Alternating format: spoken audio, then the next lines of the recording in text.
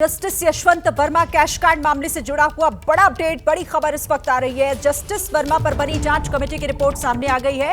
इस रिपोर्ट में जस्टिस वर्मा के खिलाफ पर्याप्त सबूत हैं, जो सूत्र जानकारी दे रहे हैं। जांच कमेटी ने जस्टिस वर्मा को हटाने की सिफारिश की है। तो इस वक्त की बड़ी खबर सूत्रों के हवाले से जज कैश कांड मामले से जुड़ी हुई बड़ी खबर आपको बता रहे हैं। जांच कमेटी की रिपोर्ट सामने आ गई है और इस रिपोर्ट में जस्टिस वर्मा के खिलाफ पर्याप्त सबूत मौजूद हैं। रिपोर्ट जो सामने आ गई है जिसमें वो तमाम सबूत हैं जो जस्टिस वर्मा के खिलाफ हैं और वो पर्याप्त हैं। निपुण सहगल हमारे सहयोगी इस पर ज्यादा जानकारी के साथ जुड़ गए। निपुण, बड़ी खबर पर क्या अपडेट आपके पास? और देखिए श्री, कमेटी ने 64 पन्नों की रिपोर्ट दी है और बताया है कि उसने 10 दिन लगातार जांच की मामले की, 55 लोगों से बयान लिए और ये बात निर्विवाद रूप से साबित होकर आ रही है कि जस्टिस यशवंत वर्मा जो हैं उन्होंने जजों के लिए जो एक नैतिक आचरण का जो एक मापदंड होता है उसका कहीं से भी पालन नहीं किया है। उन्होंने दुराचरण किया है। वो अपने घर में जो कैश की बरामदगी हुई है उसे लेकर कोई सफाई नहीं दे पा रहे हैं कि वो कहाँ से आया, किस तरह से आया। और तमाम ऐसे सबूत मिले हैं जहां पर कि उनका निजी स्टाफ जो है वो कैश को, जो जला हुआ कैश था उसको निपटाता हुआ पाया गया, या इस बारे में जानकारी मिली कमेटी को कि उस कैश को वहां से हटाया गया है। और वो जो स्टोर रूम था वो सीधे सीधे जस्टिस वर्मा और उनके परिवार के नियंत्रण में था। ऐसा नहीं था कि उस स्टोर रूम में कोई भी आ सकता था या जा सकता था। ऐसे में जस्टिस वर्मा की सफाई को अपर्याप्त माना है कमेटी ने और कहा है कि वो बिल्कुल नहीं बता पा रहे हैं कि ये कैश कहां से आया।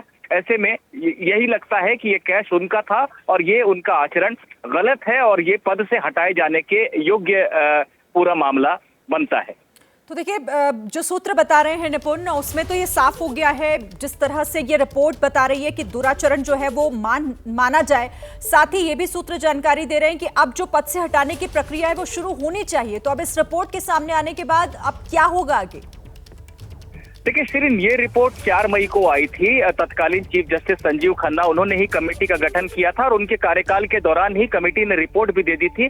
8 मई को ये रिपोर्ट भेज दी थी राष्ट्रपति और प्रधानमंत्री को। तत्कालीन चीफ जस्टिस संजीव खन्ना ने अपनी इसी सिफारिश के साथ, जो कमेटी की भी सिफारिश है कि उन्हें पद से हटाया जाए, लेकिन क्योंकि ये गोपनीय थी रिपोर्ट और ये सीधे सीधे चीफ जस्टिस को दी गई थी और चीफ जस्टिस ने सरकार के उच्च पद पर बैठे राष्ट्रपति और प्रधानमंत्री को दी थी, तो ये रिपोर्ट सार्वजनिक नहीं हुई थी।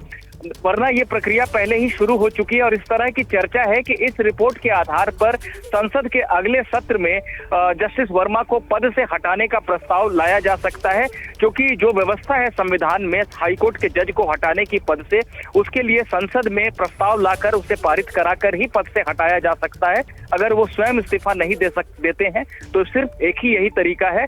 और जैसा कि जानकारी सामने निकल कर आ रही है कि ये प्रक्रिया चर्चा में है और अगले सत्र में इस पर अमल देखा जा सकता है।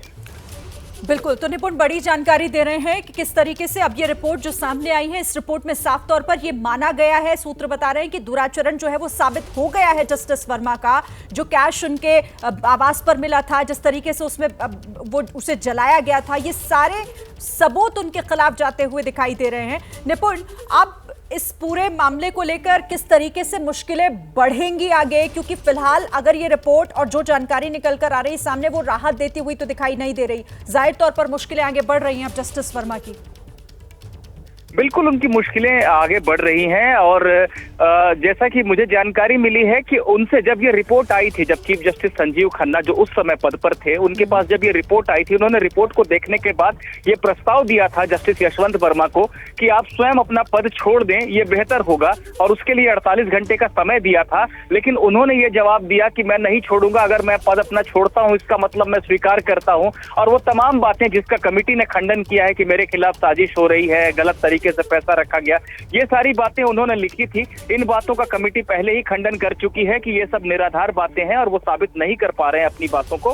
तो ये रिपोर्ट अब सरकार के पास है और अब संसद में इसके माध्यम से इसके कारण से एक प्रस्ताव लाया जाएगा उनको पद से हटाने का, जिसके बाद संभवतः एक और कमेटी बनती है जो जजों को हटाने की जो प्रक्रिया है उसको जजेस इंक्वायरी एक्ट के तहत वो आती है प्रक्रिया, और वहां पर एक कमेटी औपचारिक रूप से और संभवतः बनेगी जो राज्यसभा के सभापति या लोकसभा के स्पीकर बना सकते हैं। और उस कमेटी की रिपोर्ट के बाद वोटिंग होगी सदन में अगर ये इतनी दूर तक ये मामला जाता है, जस्टिस वर्मा खुद इस्तीफा नहीं देते हैं और इतनी दूर तक मामला जाता है, तो संसद के प्रस्ताव के जरिए पहली बार इतिहास में ऐसा होगा कि किसी जज को हटाया जाएगा।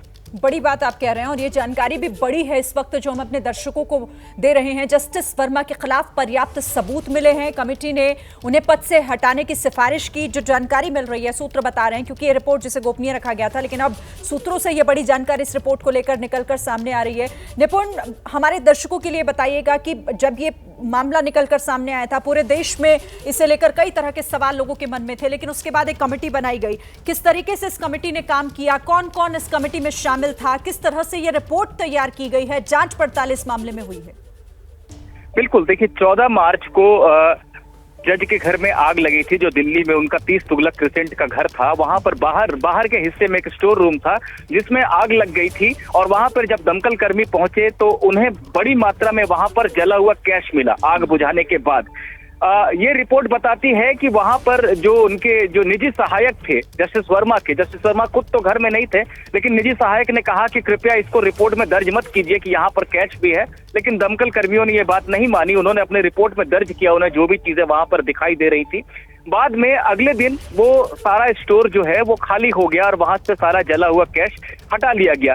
ये बातें चर्चा में चल रही थी और चीफ जस्टिस संजीव खन्ना के संज्ञान में ये बात जब आई तो उन्होंने 3 जजों की जांच कमेटी बनाई, जो एक शुरुआती प्रक्रिया होती है, और उसका अध्यक्ष बनाया पंजाब हरियाणा हाईकोर्ट के चीफ जस्टिस शील नागू को, और 2 और सदस्य उसमें रखे गए हिमाचल प्रदेश हाईकोर्ट के चीफ जस्टिस जीएस संधावालिया और कर्नाटक हाईकोर्ट की जज अनु शिवरामन। इस कमेटी ने 10 दिन तक जांच की, मामले की, 55 लोगों के बयान दर्ज किए, इलेक्ट्रॉनिक जो सबूत थे यानी कौन किसको कब कहां कॉल कर रहा था उसकी जांच की, दूसरे जो उपलब्ध साक्ष्य थे उनको देखा, परिवार के लोगों का, निजी सहायक जो वहां पर मौजूद थे, सुरक्षा कर्मी, सबके आचरण को देखा और एक 64 पन्नों की रिपोर्ट दी है, जो रिपोर्ट अब जाकर सामने आई है। और उस रिपोर्ट में साफ साफ लिखा है कि जस्टिस वर्मा का पूरा आचरण जो है संदिग्ध है, असामान्य है।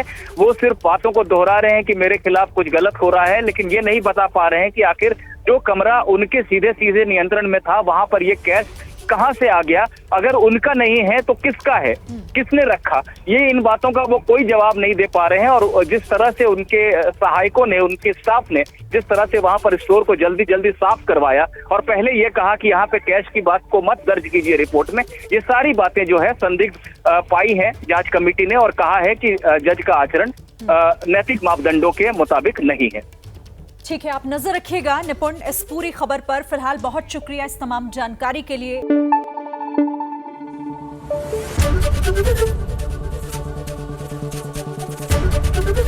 एबीपी न्यूज आपको रखे आगे।